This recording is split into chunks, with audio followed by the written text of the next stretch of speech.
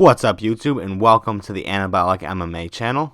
Now every year we see some surprising cuts by the UFCs to cut some roster staples who at times may have been inconsistent but still show that they had the talent and belonged in the UFC.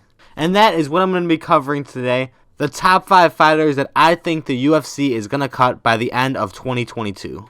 And there isn't really any stipulation or qualification for fighters that I have on this list, but all the fighters I have on this list are either currently ranked now or were ranked very high at some point in time in their career.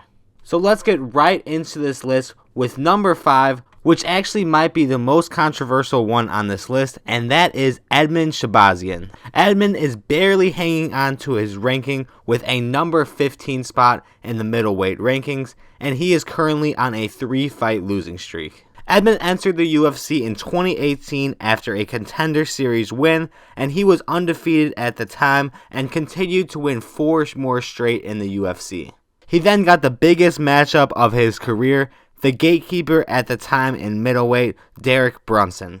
And Derek taught him a vet lesson the entire fight and ended up knocking him out early in the 3rd round. He then got another big fight against another highly ranked opponent in Jack Hermansson, and it was taken to a decision.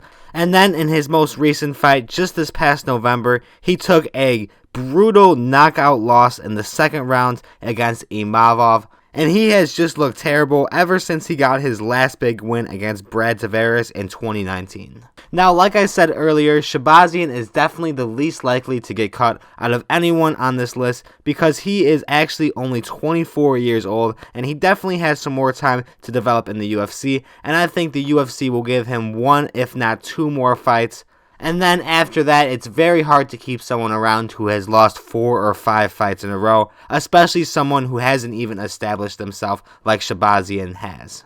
If he does get cut though, he will definitely continue his MMA career, and I could see him signing with a promotion that is up and coming, such as the likes of Eagle FC. Next at number 4 on the list is Rafael Assunção. Assunção does have an incredible resume stretching all the way back to 2004, and he has some huge names on his resume with wins against Aljamain Sterling, Rob Font, TJ Dillashaw, and even a win against 2005 against a welterweight Jorge Masvidal.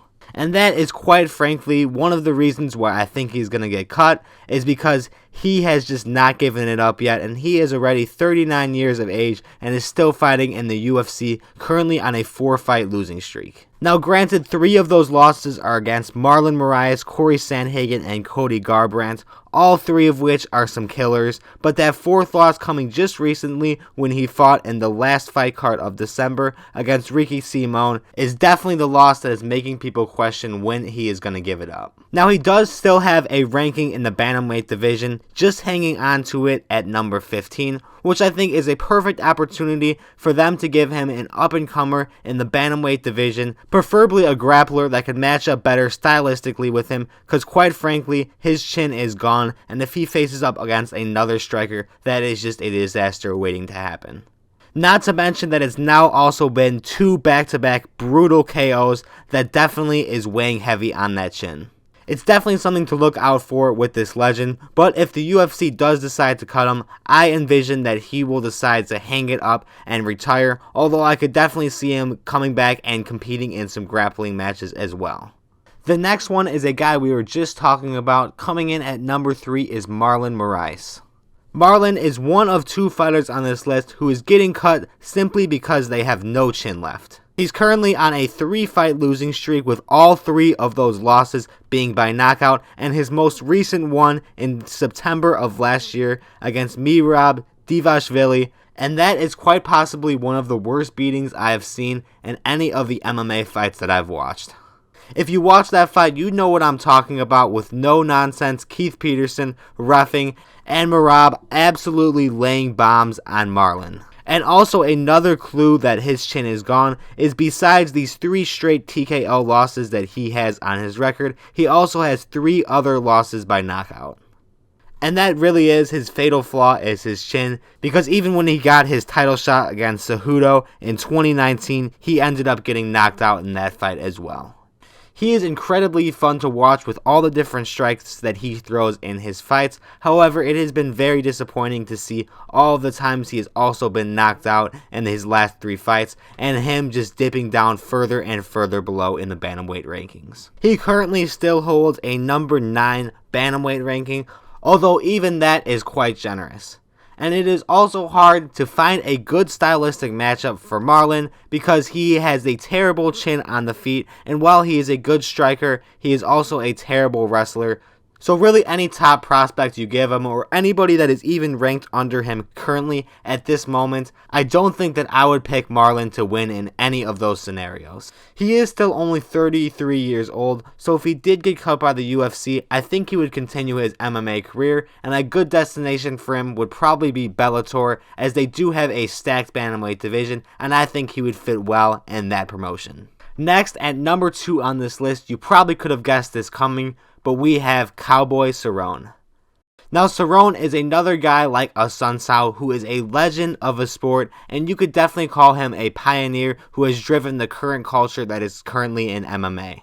He has been with the promotion since 2011 and has some big wins on his resume, such as Eddie Alvarez, Edson Barbosa, and Benson Henderson, and although he is a journeyman, he is a fan favorite, which probably explains why the UFC kept him around for so long.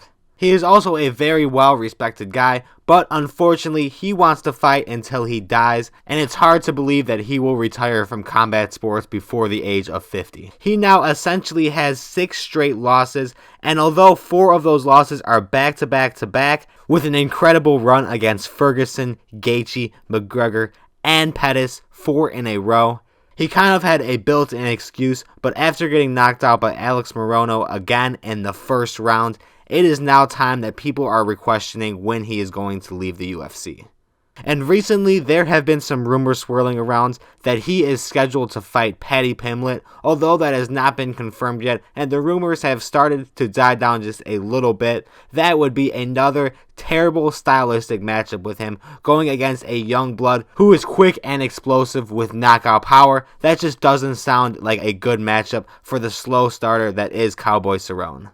Personally, a dream fight for him would be another matchup against Tony Ferguson, although there are definitely better matchups for Tony, so I wouldn't even want to make that fight.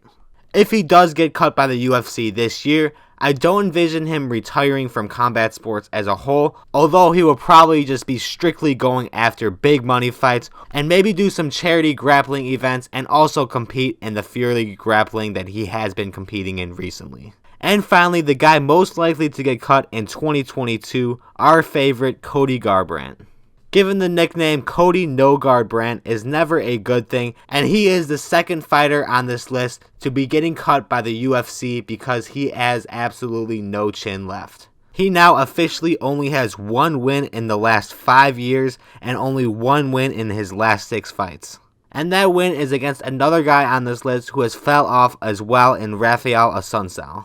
And 4 of those have been knockouts, including his most recent one where he was knocked out in the first round when he moved to flyweight to fight Kai Kara France. And like I said, he has no chin left, but it also doesn't help that in his fights he really doesn't have any defense. Even when he was on his incredible run, the criticism was always his stand-up defense. And I was actually kind of surprised after his last fight that he wasn't already cut from the UFC, and I believe if they were going to cut him, they would do it by now, although there is still a chance that he is going to be getting cut very soon. And currently, right now, if he does stay in the UFC for another fight, I think it is fairly obvious the matchup to give him, and that is Sean O'Malley. These two have been going at it like crazy, including the last fight that I mentioned when they almost squared up at the press conference. This would also be a very easy fight for O'Malley to get a knockout W and start the hype train all over again as he jumps to the number 7 spot or even higher in the rankings. Garbrandt is only 30, and he was a UFC champion at one time, so his name is always going to hold weight, and I think he will not retire if he is cut from the UFC.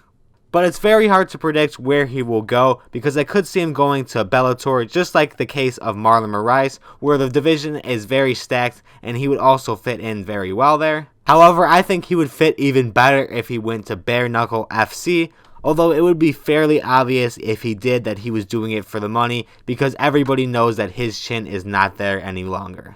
And that wraps up my list. I hope you enjoyed the speculation about who is going to get cut this year in the UFC. And if you did, be sure to like and subscribe, and also leave a comment down below if you agreed with my picks and if you have any other names to throw into the mix. Other than that though, thank you for watching and enjoy the first fight night tonight in 4 weeks, Giga Chikadze vs. Kelvin Kattar. I am so excited to watch, and I hope you are as well.